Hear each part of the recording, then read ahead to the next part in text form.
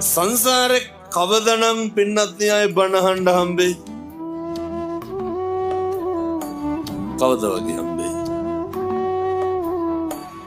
එමේ අම්මලා තාත්තලා හිතාගෙන ඉන්නේ ලබනාත්ම කවුරු වෙලා උපදී කියලා. එහෙම සැකයක්වත් නැද්ද?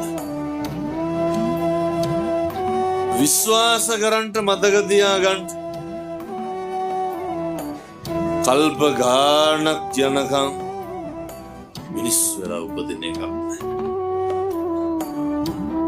කල්ප ගානක් යනකම් ඒ කියන්නේ බණ අහන්න හම්බෙන්නේ.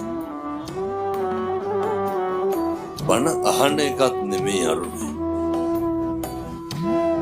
මොකක්ද අරුමේ? දැන් මොකක් හරි අහලා තේරුම් ගන්න පුළුවන් කවුරු වෙලා ඉපදුනා. බණ